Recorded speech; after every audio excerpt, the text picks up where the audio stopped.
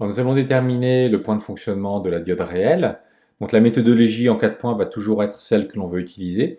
La seule différence, c'est que ici, pour obtenir numériquement le point de fonctionnement de la diode, nous aurons besoin de sa courbe. On ne pourra pas le connaître simplement par la connaissance de la tension seuil de la diode et de la résistance qu'il y aura dans le circuit.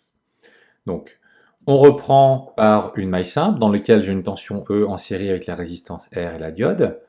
Je vais remplacer la diode par son modèle équivalent, qui est ici une résistance RD en série avec une tension UD. Ensuite, je vais obtenir la loi des mailles qui va me permettre d'avoir l'expression de la droite de charge. Donc ici, j'ai E en série avec UR, URD et UD. En appliquant la loi d'Ohm, je vais pouvoir isoler I et avoir l'expression de la droite de charge. Comme dans le cas de la diode idéale avec seuil, I a l'expression d'une droite, elle est de la forme AX plus B. Par identification, je vais donc pouvoir déterminer le coefficient directeur A et leur donner l'origine B. I, ici, est donc notre Y.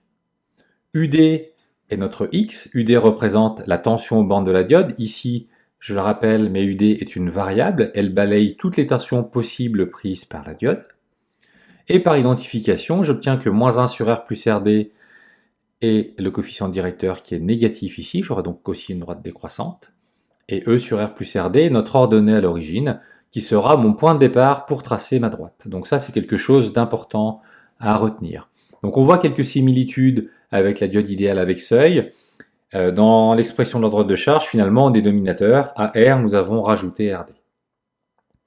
On va donc passer maintenant à l'étape numéro 4, où nous allons donc faire apparaître la caractéristique courant-tension de la diode, sur laquelle nous allons tracer la droite de charge qui est décroissante. L'ordonnée à l'origine, c'est vraiment un bon point de repère pour la tracer. Donc ici, il vaut E sur R plus RD. Ensuite, je vais avoir le point d'intersection de la courbe et de la droite, qui va me donner en abscisse alors une valeur que j'ai appelée U0. J'ai gardé la définition générale du point de fonctionnement, puisque cette valeur U0 va dépendre de la courbe. Et en ordonnée, je vais avoir la valeur E moins U0 sur R plus RD. J'aurai donc le point de fonctionnement de coordonnées U0, I0, qui deviendra ici U0, E moins U0 sur R plus RD. Donc on voit ici que dans le cas de la diode réelle, j'ai une définition générale certes, mais je ne pourrai avoir les valeurs numériques que parce que j'ai la courbe caractéristique courant-tension qui me sera donnée. Dans le cas de la diode idéale sans seuil et idéale avec seuil, je connais les seuils par définition de la diode, et donc là, même sans avoir le tracé, je peux obtenir les coordonnées du point de fonctionnement simplement par définition.